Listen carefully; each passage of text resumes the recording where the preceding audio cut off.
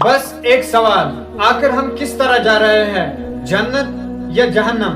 कुरान दोनों मंजिलों की तस्वीर बयान करता है, एक हमेशा की खुशी और एक हमेशा का अजाब। सोचे, अगर आज रात हमें अल्लाह के सामने खड़ा होना पड़ जाए तो तुम किस तरह भेजे जाएंगे? ये कोई कहानी नहीं है, ये वो हकीकत है जिसका जिक्र अल्लाह ने कुरान में बार बार किया है। अल्लाह ताला फरमाता है, कुल्लु नफ्सिन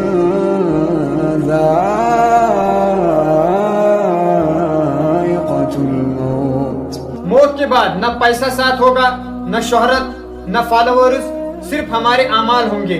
फिर एक दिन अल्लाह ताला पूरी इंसानियत को दोबारा जिंदा करेगा। उस दिन न माँ अपनी बेटी को पहचानेगी, न दोस्त दोस्त के काम आएगा। हर इंसान अपने फिक्र में होगा। अल्लाह उस दिन का मंजर बयान करते हुए फरमाता है, यौम यफिर्रुल मर्उ मिन अखी व उम्मिही व अबी व साहिबतिही व बनी। हर इंसान अपने भाई, अपने माँ, अपने बाप, अपने बीवी और अपने औलाद से भागेगा। फिर फैसला होगा, कुछ लोगों की चेहरे रोशन होंगे और कुछ लोगों की चेहरे उदास और शर्म से झुक चुके होंगे। बेशक परहेजगार लोग बागों और नेमतों में होंगे। और नबी पाक सल्लल्लाहु अलैहि वसल्लम ने फरमाया, जन्नत में वो नेमतें हैं जिन्हें न किसी आंख ने देखा और न किसी कान ने सुना और न किसी इंसान के दिल में उनका ख्याल आया।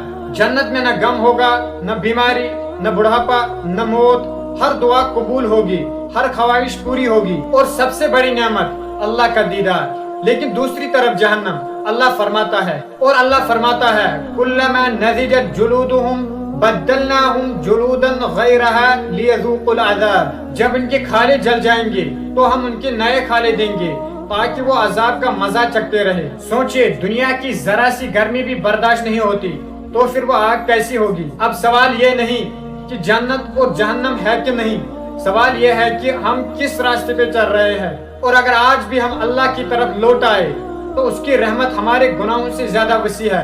अल्लाह ताला फरमाता है, कुल या इबादियल्लज़ीना असरफू अला अनफुसिहिम ला तक़नतू मिन रहमतिल्लाह।